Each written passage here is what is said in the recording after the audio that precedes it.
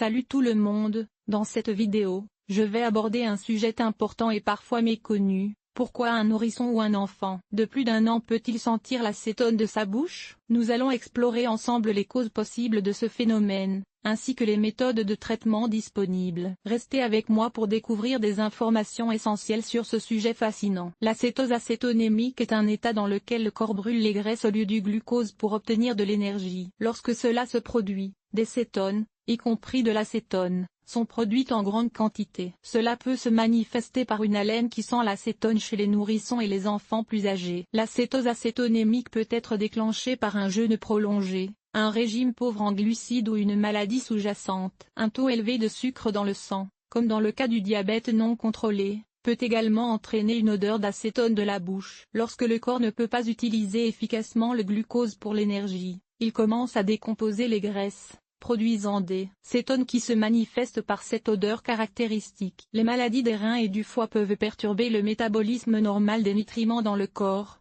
ce qui peut conduire à une accumulation de cétones et à une haleine d'acétone. Ces conditions nécessitent une attention médicale immédiate pour traiter la cause sous-jacente. Les infections gastro-intestinales, telles que la gastro-entérite virale, peuvent provoquer des déséquilibres dans le système digestif, entraînant une production accrue de cétones. Cela peut se traduire par une odeur d'acétone de la bouche chez les nourrissons et les jeunes enfants pendant la maladie. Les problèmes dentaires, tels que la carie dentaire, et les infections de la gorge peuvent également causer une odeur d'acétone de la bouche. L'accumulation de bactéries dans la bouche peut entraîner la production de composés volatiles, y compris de l'acétone, qui contribuent à cette odeur désagréable. L'hyperthyroïdie, une condition dans laquelle la glande thyroïde est hyperactive, peut accélérer le métabolisme et entraîner une augmentation de la production de cétones. Cela peut se manifester par une haleine d'acétone chez les enfants affectés par cette condition. En conclusion, l'odeur d'acétone de la bouche chez un nourrisson ou un enfant de plus d'1 an peut être le signe de diverses conditions médicales sous-jacentes, allant de l'acétose acétonémique à des problèmes de santé plus graves. Il est essentiel de consulter un professionnel de la santé pour un diagnostic précis et un traitement approprié en cas de présence persistante de cette odeur. L'odeur d'acétone dans la bouche d'un nourrisson peut être préoccupante pour les parents. Cette odeur particulière peut être due à plusieurs facteurs, notamment un déséquilibre des niveaux de glucose dans le sang, une acidose métabolique ou une cétose. Ces conditions peuvent résulter d'une utilisation insuffisante de glucose comme source d'énergie, conduisant à la production d'acétone. Si vous détectez une odeur d'acétone chez votre nourrisson, il est essentiel de consulter immédiatement un professionnel de la santé. En attendant,